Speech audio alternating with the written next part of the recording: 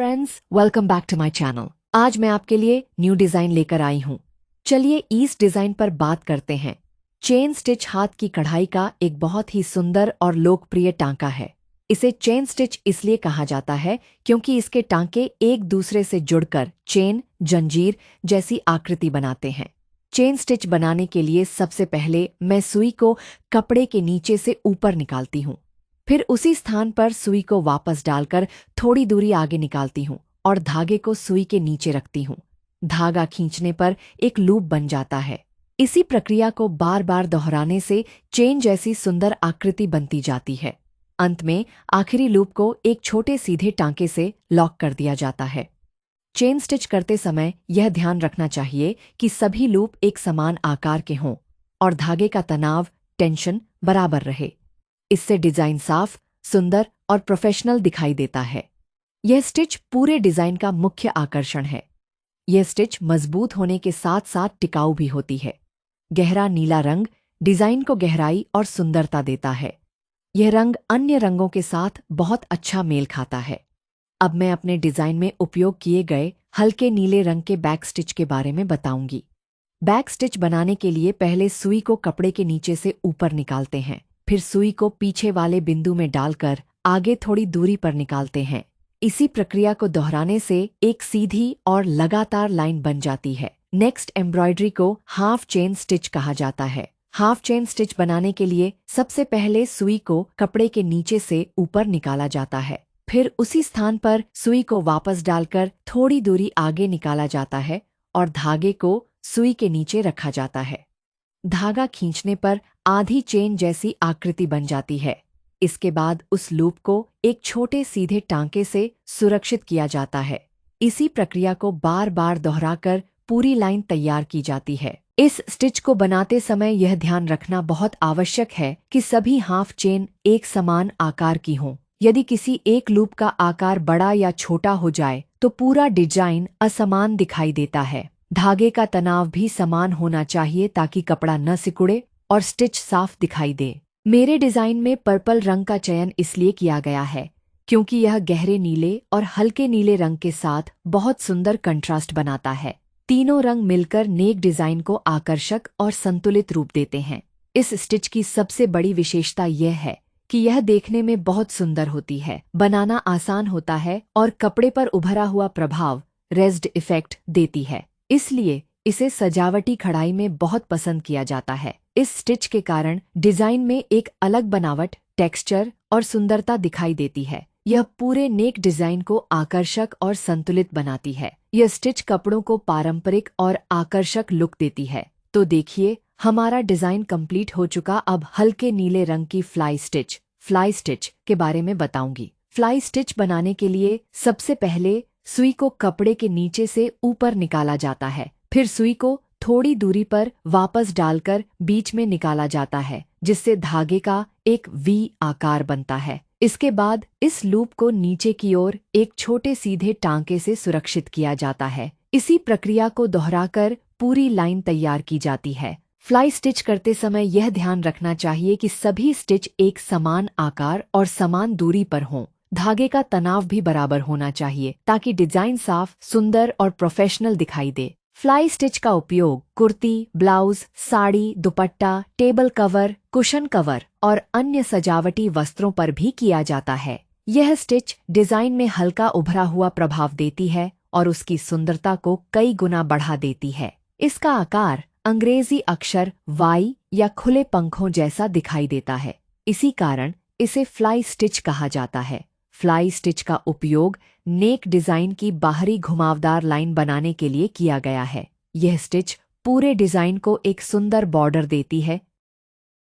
आज मैं अपने एम्ब्रॉयडरी प्रैक्टिकल में उपयोग की गई हरे रंग की स्टेम स्टिच के बारे में विस्तार से बताने जा रही हूँ। अब मैं स्टेम स्टिच बनाने की विधि बताना चाहूंगी। सबसे पहले कपड़े को एम्ब्रॉयडरी हुक में अच्छी तरह कसकर लगाया जाता है।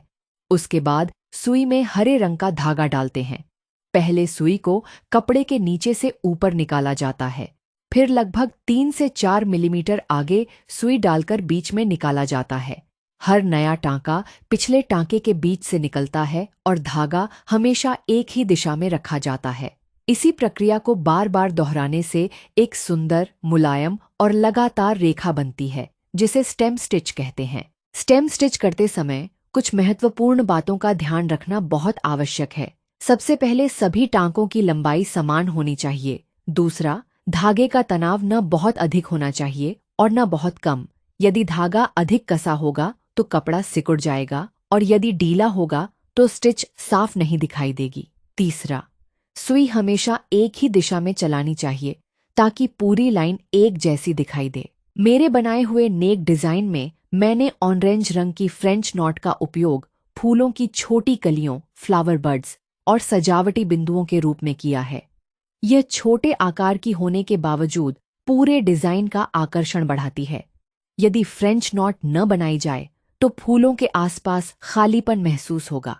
इसीलिए यह स्टिच डिजाइन को संतुलित और जीवंत बनाती है। अब मैं फ्रेंच नॉट बनाने की विधि बताना चाहूंगी। सबसे पहले कपड़े को एम्ब्रॉयडरी हुक में अच्छी तरह कसकर लगाया जाता है। फिर सुई में ऑरेंज रंग का धागा डाला जाता है। सबसे पहले सुई को कपड़े के नीचे से ऊपर निकाला जाता है। इसके बाद धागे को सुई के चारों ओर 2 या 3 बार लपेटा जाता है। फिर सुई को उसी स्थान के बिल्कुल पास कपड़े में डाला जाता है। धागे को हल्के से पकड़कर धीरे धीरे खींचा जाता है। इससे कपड़े की सतह पर एक छोटी, गोल और उभरी हुई गांठ बन जाती है। इसी प्रकार आवश्यक संख्या में फ्रेंच नॉट बनाई जाती है। फ्रेंच नॉट बनाते समय कुछ विशेष बातों का ध्यान रखना आवश्यक है। सबसे पहले धागे की लपेट, रैप समान होनी चाहिए। यदि किसी गांठ में 2 और किसी में 3 लपेट हों तो उनका आकार अलग दिखाई देगा। दूसरा, धागे का तनाव संतुलित होना चाहिए। यदि धागा बहुत ढीला होगा तो गांठ खुल सकती है और यदि बहुत कसकर खींचेंगे तो गांठ कपड़े के अंदर चली जाएगी। इसीलिए धैर्य और सावधानी के साथ इस स्टिच को बनाना चाहिए। मेरे डिजाइन में ऑरेंज रंग का चयन इसीलिए किया गया है क्योंकि यह पीले फूलों और हरी स्टेम स्टिच के साथ बहुत सुंदर दिखाई देता है। ऑरेंज रंग डिजाइन में चमक, ऊर्जा और आकर्षण लाता है। ये छोटे छोटे बिंदुओं के रूप में पूरे डिजाइन को जीवंत बनाता है। फ्रेंच नॉट का उपयोग केवल फूलों की कलियां बनाने के लिए ही नहीं, बल्कि फूलों के बीच का भाग, फ्लावर सेंटर, छोटी बेरी, अंगूर के गुच्छे, सजावटी बिंदु, पेड़ों के फल तथा विभिन्न प्रकार के मोटिफ बनाने में भी किया जाता है। इसका उपयोग कुर्ती, ब्लाउज, साड़ी, दुपट्टा, बच्चों के कपड़े, कुशन कवर, टेबल क्लॉथ और वॉल हैंगिंग जैसी कई वस्तुओं की सजावट में किया जाता है। फ्रेंच नॉट की सबसे बड़ी विशेषता यह है कि यह बहुत छोटी होने के बावजूद पूरे डिजाइन की सुंदरता को कई गुना बढ़ा देती है। यह कपड़े पर उभरा हुआ प्रभाव, रेज्ड इफेक्ट देती है, जिससे डिजाइन अधिक आकर्षक और वास्तविक दिखाई देता है। मेरे नेक डिजाइन में ऑरेंज फ्रेंच नॉट केवल सजावट का कार्य नहीं करती, बल्कि यह फूलों की कलियों का प्राकृतिक रूप भी प्रस्तुत करती है। यह पीले डिटैच्ड चेन स्टिच वाले फूलों और हरी स्टेम स्टिच के साथ मिलकर पूरे डिजाइन को संतुलित, रंगीन और आकर्षक बनाती है।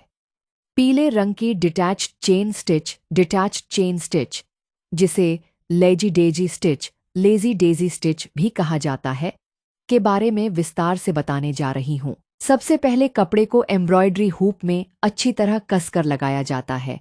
फिर सुई में पीले रंग का धागा डाला जाता है। सबसे पहले सुई को कपड़े के नीचे से ऊपर निकाला जाता है। इसके बाद उसी स्थान पर सुई को वापस डालकर थोड़ी दूरी आगे निकाला जाता है और धागे को सुई के नीचे रखा जाता है। जब धागा खींचा जाता है तब एक सुंदर लूप बनता है। फिर इस लूप के सिरे को एक छोटे सीधे टांके से सुरक्षित किया जाता है ताकि वह खुल न जाए। इसी प्रकार एक एक करके सभी पंखुड़ियां बनाई जाती हैं। 5 या 6 पंखुड़ियां मिलकर एक सुंदर फूल का आकार बनाती हैं। इस स्टिच को बनाते समय कुछ महत्वपूर्ण बातों का ध्यान रखना बहुत आवश्यक है। सबसे पहले सभी पंखुड़ियों का आकार समान होना चाहिए। यदि किसी पंखुड़ी का आकार बड़ा या छोटा होगा तो फूल संतुलित नहीं दिखाई देगा। दूसरा, सभी पंखुड़ियों के बीच समान दूरी होनी चाहिए। तीसरा, धागे का तनाव न अधिक होना चाहिए और न कम। यदि धागा अधिक कस जाएगा तो लूप छोटा हो जाएगा और यदि ढीला रहेगा तो लूप खुल सकता है। इसलिए धैर्य और सावधानी के साथ यह स्टिच बनानी चाहिए। डिटैच्ड चेन स्टिच का उपयोग केवल फूलों की पंखुड़ियां बनाने तक सीमित नहीं है, इसका उपयोग छोटी पत्तियां, कलियां, बेल, सजावटी मोटिफ, बॉर्डर और विभिन्न प्रकार के फ्लोरल डिजाइन बनाने में भी किया जाता है। ये स्टिच कुर्ती, ब्लाउज, साड़ी, दुपट्टा, बच्चों के कपड़े, cushion cover, table cloth, bedsheet और वॉल हैंगिंग जैसी अनेक वस्तुओं पर की जाती है। इस स्टिच की सबसे बड़ी विशेषता यह है कि यह बहुत आसान होने के साथ साथ देखने में अत्यंत सुंदर लगती है। यह कपड़े पर हल्का उभरा हुआ प्रभाव, रेज्ड इफेक्ट देती है और डिजाइन को प्राकृतिक रूप प्रदान करती है। कम समय में भी इससे बहुत आकर्षक परिणाम प्राप्त किए जा सकते हैं। मेरे डिजाइन में पीले रंग की डिटैच्ड चेन स्टिच सबसे महत्वपूर्ण सजावटी भाग है। यह फूलों को वास्तविक रूप देती है और पूरे नेक डिजाइन का मुख्य आकर्षण बनती है। हरे रंग की stem stitch, orange French knot और पीली डिटैच्ड चेन स्टिच तीनों मिलकर एक सुंदर, संतुलित और रंगीन फूल का निर्माण करते हैं। अंत में मैं यही कहना चाहूंगी कि इस नेक एम्ब्रॉयडरी डिजाइन को तैयार करते समय मैंने विभिन्न प्रकार की हैंड एम्ब्रॉयडरी स्टिच जैसे chain stitch, back stitch, half chain stitch, fly stitch, stem stitch, French knot और detached chain, lazy daisy stitch का प्रयोग किया है। प्रत्येक स्टिच की अपनी अलग विशेषता और उपयोग है और इन सभी के संयोजन से यह डिजाइन सुंदर, आकर्षक और संतुलित बना है। इस प्रोजेक्ट को बनाते समय मैंने धैर्य, सफाई, समान टांकों और सही रंगों के चयन का विशेष ध्यान रखा। इस कार्य के माध्यम से मुझे हैंड एम्ब्रॉयडरी की विभिन्न तकनीकों को सीखने और अपने कौशल को विकसित करने का अवसर मिला। मुझे आशा है कि आपको मेरा प्रोजेक्ट और उसका प्रस्तुतिकरण पसंद आया होगा। धन्यवाद। यदि आपके कोई प्रश्न हो तो मैं उनका उत्तर देने का पूरा प्रयास करूंगी।